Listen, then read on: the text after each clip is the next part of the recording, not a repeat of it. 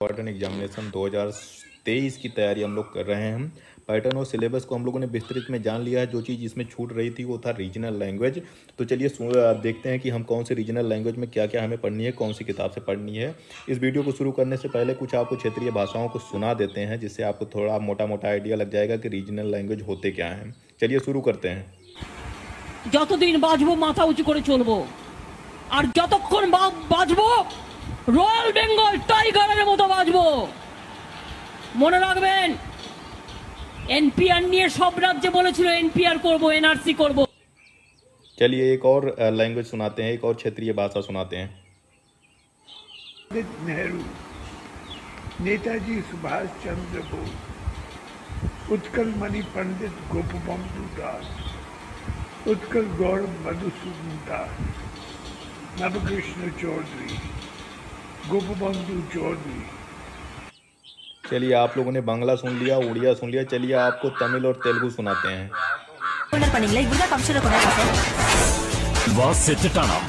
I'm very happy the way you are approaching the case. Thank you, sir. Sorry, very sorry.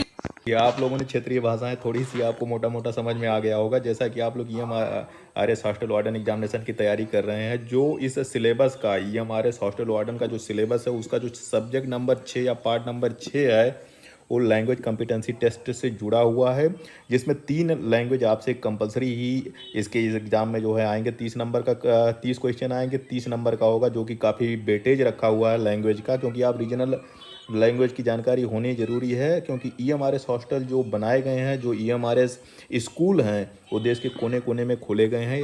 विशेष रूप से आदिवासी क्षेत्रों में आदिवासी बच्चों के लिए, छात्रों के लिए इस स्कूल की, इस विद्यालय की स्थापना की गई है। अगर आप छात्रावास अधीक्षक बनने जा रहे हैं तो निश्चित रूप से आपको हिंदी आनी चाहिए, इंग्लिश आनी चाहिए, और जिस राज्य में ये विद्यालय बनाया गया वहाँ का क्षेत्रीय भाषा भी आपको आना चाहिए। तभी तो आप उन सारे बच्चों को हैंडल कर पाएंगे, उनकी बात समझ पाएंगे, उनकी देखभाल कर पाएंगे।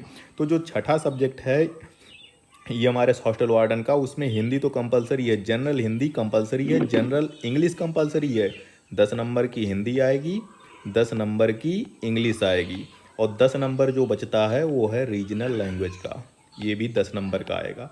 तो हिंदी तो कंपलसरी है, इंग्लिश कंपलसरी है। 10 नंबर का जो रीजनल लैंग्वेज है उसमें आपको चॉइस दी गई है। आपको जो भी रीजनल लैंग्वेज आती है एग्जामिनेशन फॉर्म में आप लोगों ने सेलेक्ट किया है। आप जो सेलेक्ट किए होंगे, या तो आपने बंगाली सेलेक्ट किया होगा, डोंगरी, इंग्लिश यहाँ भी है, रीजनल लैंग्वेज में भी है, और इंग्लिश जो है कंपलसरी जनरल इंग्लिश भी है। गारो है, गुजराती है, हिंदी है, कन्नड़ है, कश्मीरी है, खासी है, मलयालम है, मणिपुरी, मराठी, मिजो, नेपाली, उड़िया, संथाली, तेलुगु और उर्दू है। इनमें से आप लोगों ने एग्जामिनेशन फॉर्म भरते हुए किसी एक को चुना होगा। अब यहाँ पे हिंदी तो यहाँ पे भी है, लेकिन यहाँ जो हिंदी और इंग्लिश है वो जनरल हिंदी और जनरल इंग्लिश है, और यहाँ जो हिंदी और इंग्लिश पूछी जाएगी वो निश्चित रूप से हायर लेवल की होगी। आप कह सकते हैं कि जनरल मतलब होती है सामान्य हिंदी, मतलब सबको आनी चाहिए, सामान्य इंग्लिश सबको आनी चाहिए।